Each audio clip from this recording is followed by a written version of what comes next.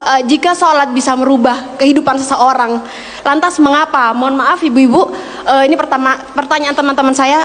Lantas kenapa seorang mungkin marbot atau takmirul masjid la ghaniyun ya Ustadz?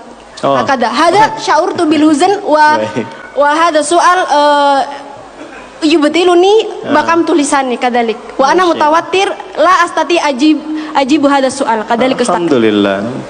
طيب بعد من كنا تريدنا أن تسألنا باللغة العربية فلا بأس. شكرا أستاذ. عفوا. So you can ask me with any languages that you want to speak. If you want to ask with English, okay, inshallah. Even in Arabic, inshallah, I will answer. Even in Japanese, watashi wa Indonesian wa desu. Even in France, bonjour, comment ça va? Ça va bien. Even in Tagalog, comment está ka mabuti?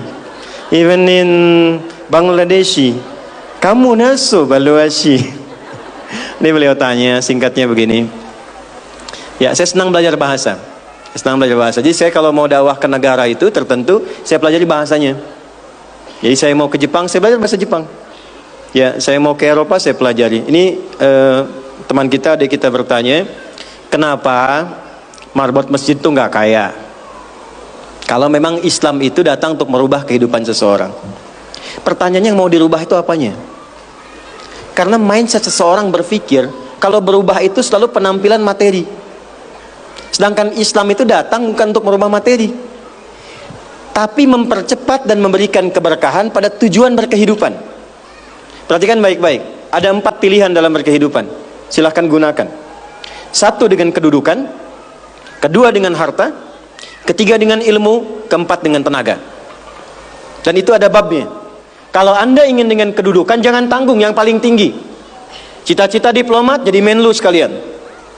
Cita-cita di birokrasi jadi presiden sekalian. Ya, jangan tanggung, jadi yang paling tinggi. Nanti ada babnya, ada fikihnya.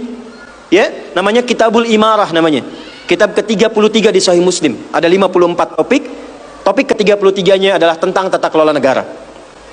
Kalau ingin kaya, jangan tanggung.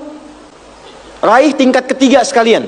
Tingkat pertama tuh kaya, kedua kaya banget, ketiga kebangetan kayanya.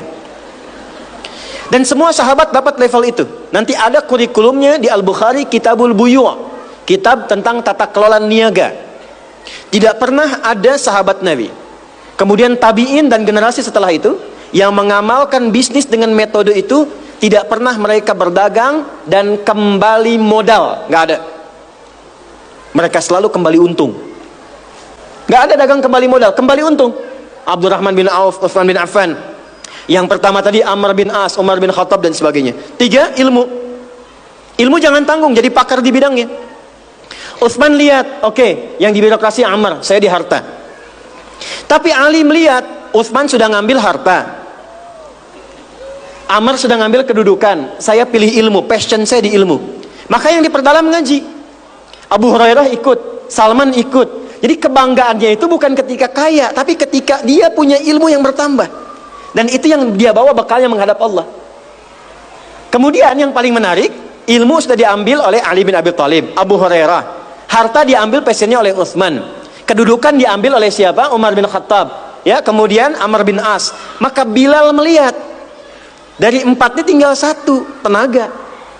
Maka beliau dedikasikan hidupnya untuk mencari ridha Allah yang merubah hidupnya dengan tenaganya. Dengan tenaganya. Maka yang dipakai azan. Allahu Akbar, Allahu Akbar. Selesai azan, Nabi langsung komen. Bilal langsung like, sahabat langsung share. Dan kita subscribe sekarang. Apa komen Nabi? Aku dengar suara terumpah kaki Bilal di surga. Bilal ketika mendengar itu, adzan aja udah komen saya ke surga. Ngapain lagi saya kerja harta seperti Utsman? Secukupnya yang ada, yang penting saya jaga, meninggal masuk surga. Itu fikihnya. Maka dari sini muncul fikih marbot. Jadi kalau Anda ingin jadi marbot untuk mencari dunia, Anda salah tempat. Anda harusnya datang ke Hijab Fest, lihat orang jualan, pelajari itu, besoknya jualan jilbab. Kalau Anda ingin menjadi seorang ilmuwan, salah kalau jadi marbot. Belajar, datangi pengajian, pelajari dengan baik. Saya Bu gini-gini juga, saya senang riset, senang belajar. Kalau saya sedang kosong, artinya tidak mengajar, saya ajak keluarga ke toko buku. Saya sampai sekarang masih belajar fisika, Bu. Kimia saya belajar. Saya masih ngitung proton, elektron, ini kemana, ini senyawa, ini unsur, ini apa. Ya, besi misalnya rumusnya verum, F besar, E kecil. Atomnya itu nomornya 26, ada isotop 55, 56, 57, 59. Yang paling stabil itu isotop 57, surah 57 ayat 25 sampai 26, surah besi kan? Gitu. Saya sampai riset.